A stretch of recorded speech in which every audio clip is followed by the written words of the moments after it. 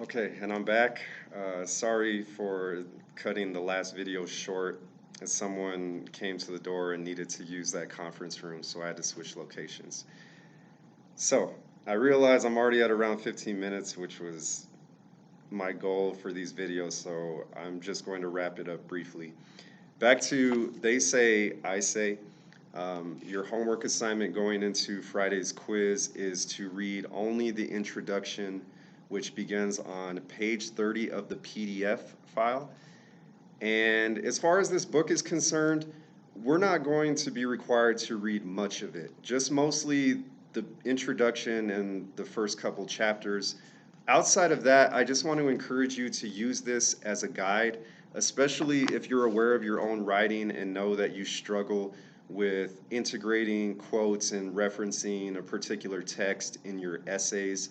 If you know that it's difficult for you to lead into a quote and then follow up, this book is excellent in giving you examples, giving you templates that you can follow, giving you key vocab and academic words and terms that you can use in leading into and following up with referencing a text or quoting a text. So please, I encourage you to use this book as a guide, especially if you struggle with those aspects of writing. And again, what I love that this book does is it teaches you how to be a strong academic writer in all courses that you're going to come across as a freshman and sophomore for your general ed courses. What it really teaches us how to do is be better academic writers and young scholars. And something that your professors are going to expect you to do in most classes is to be able to reference your class text in your writing, to be able to quote that text. And a big part of that as a writer is being able to effectively lead into a quote and then following up with your own claim, statement, or analysis. So, again, we're only going to read certain sections of the book. I will highlight certain sections that I feel like are most helpful to you as a young academic writer and as it applies to our class, English 101, Writing and Rhetoric. So, your assignment again is to just read the introduction. As far as Friday's quiz is concerned, which I mentioned earlier, we are going to practice doing some rhetorical analysis in Friday's slash quiz slash assignment. And what we are going to practice with is an awesome piece of writing that the introduction refers to, which is Martin Luther King Jr.'s letter from Birmingham jail. Now, if you haven't read this letter before, you're in for a treat. It's one of the greatest pieces of writing, period, in my opinion, that we have. And more specifically, it's just an awesome example of how persuasive language and rhetorical appeals and strategies can be used to create a convincing argument. So, I want to highlight a couple of passages from this letter that I feel to be consistent with the rhetorical strategies and appeals that I explained in the previous video. And again, our quiz on Friday is going to be, we will be working with this particular letter and you will be identifying some rhetorical appeals and strategies that you see Martin Luther King implementing in his letter. So just a little bit of context about the letter. Martin Luther King Jr. is responding to 8 clergymen at the time from a church in Birmingham who didn't agree with him protesting in Birmingham at this time and leading protests, peaceful protests. Um, and so his letter is a response to a letter they wrote that was published in a Birmingham newspaper that called Martin Luther King's presence there unwise and untimely. So this is the opening sentence from Martin Luther King's letter. While confined here in the Birmingham City Jail, I came across your recent statement calling my present activities unwise and untimely. Seldom do I pause to answer criticism of my work and ideas. If I sought to answer all the criticisms that crossed my desk, etc., etc. But since I feel that you are men of genuine goodwill and that your criticisms are sincerely set forth, I want to try to answer your statement in what I hope will be patient and reasonable terms. I think I should indicate why I'm here in Birmingham since you have been influenced by the view which argues against outsiders coming in. So from the very beginning of the letter, Martin Luther King is employing the concept that we get in the introduction of They Say, I Say, which is he is using what others say, specifically these 8 clergymen who are arguing against his presence and being in Birmingham, and using what they say to transition into his argument of why he is there. So from the very opening statement and first paragraph of the letter, he's immediately employing the strategy of They Say, I Say, which works very well as far as transitioning into, again, your own opinions, your own arguments, your own statements, your own claims in speech and in writing.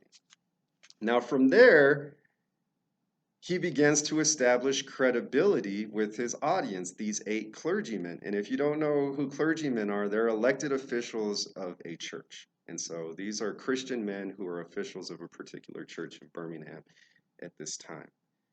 He goes on to say, I think I should indicate why I'm here in Birmingham since you have been influenced by the view which argues against outsiders coming in.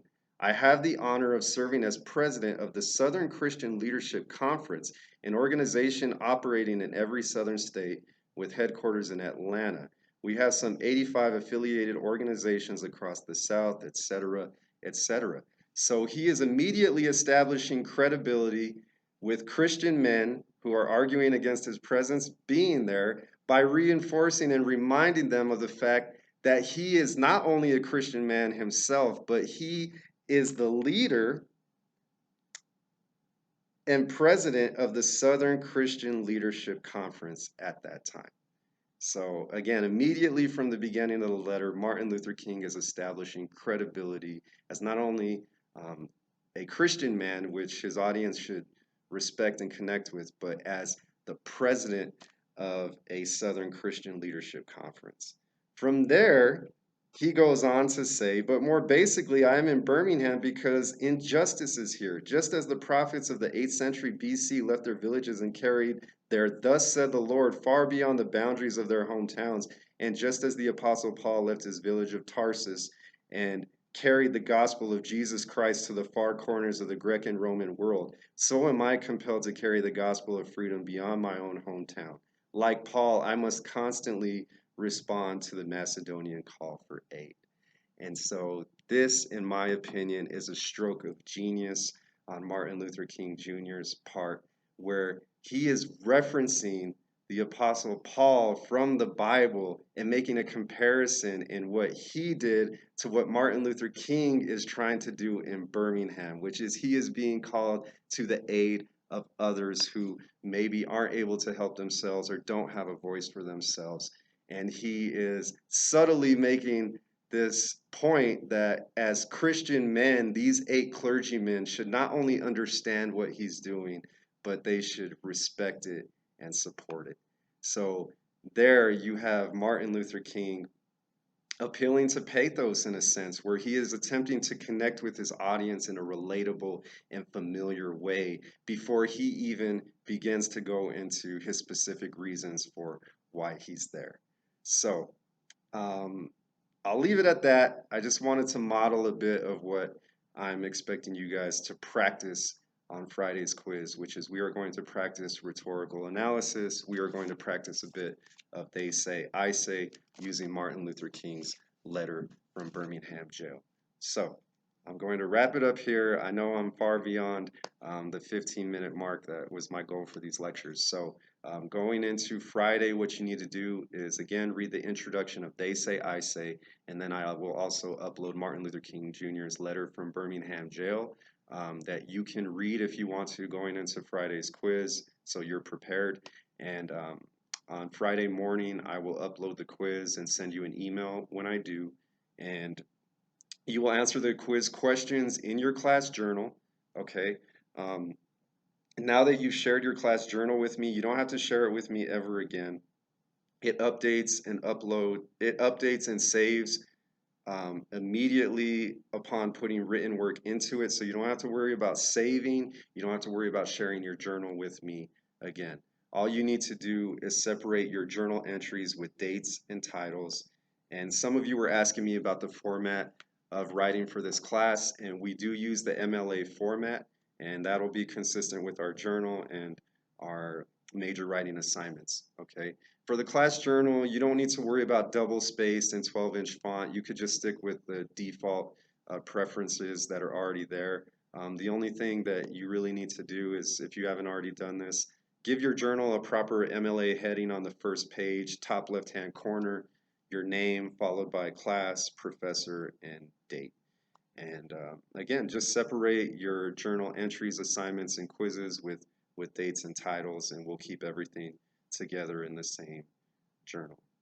Okay, so I'll leave it at that. Please feel free to email me with any questions you have about the reading assignment or Friday's quiz. As far as today, you should at this point have shared your Google document with me, and in that document right now you should have an introduction about yourself and answering one of the writing prompts about success that I gave on Monday. Hope you enjoy the rest of your day. I will see you all on Friday.